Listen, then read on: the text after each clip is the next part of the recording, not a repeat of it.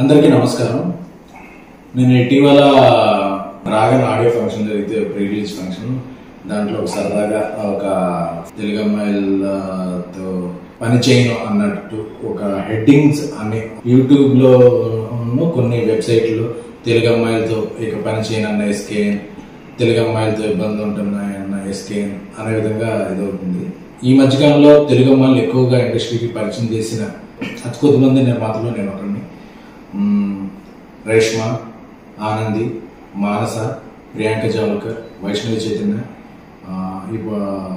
ఐశ్వర్య, కుషిత, వీళ్ళందరినీ ఇప్పటివరకు ఇంట్రడ్యూస్ చేయడం, వర్క్ చేయడం జరుగుతుంది. అలాగే నెక్స్ట్ రాబోతున్న సినిమాలో హారిక, ఇంకొక కొత్త అమ్మాయి, ఇలా ఒక 8-9 మంది అమ్మాయిల్ని పరిచయం చేశారు. అలాగే ఈషా రెబ్బా, ప్రియా వడ్లమాని, ఈ మధ్య ఇనయ్య, ఇలాగా ఆల్రెడీ ఇంట్రడ్యూస్ అయిన ఒక 4 అంటే 12-13 అమ్మాయిలతో నా కెరీర్లో నేను పనిచేసింది 80% తెలుగు అమ్మాయిలు.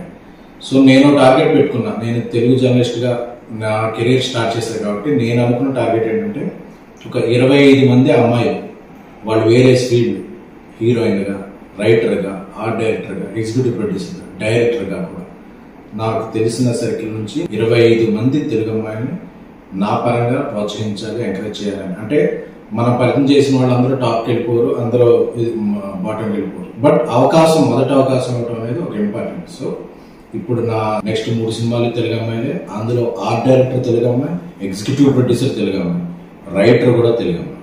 సో ఇంతమంది తెలుగు అమ్మాయిని నేను ప్రోత్సహిస్తున్నాను. సో ఏదో ఒక ఫన్ బాంటర్లో జరిగిన ఒక చిన్న జోక్ని అదేదో ఒక స్టేట్మెంట్ లాగా వద్దేయద్దు, దాన్ని స్ప్రెడ్ చేయొద్దు అనేది నా కోరిక. ఎందుకంటే ఈ మధ్యకాలంలో ఇంతమంది తెలుగు అమ్మాయిలకి ఎవరు ఇదో ఇవ్వలేదు.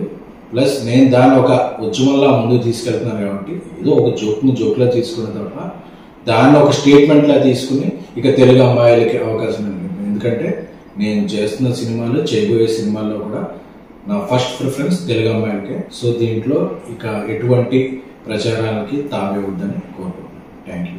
మీ ఎస్కే.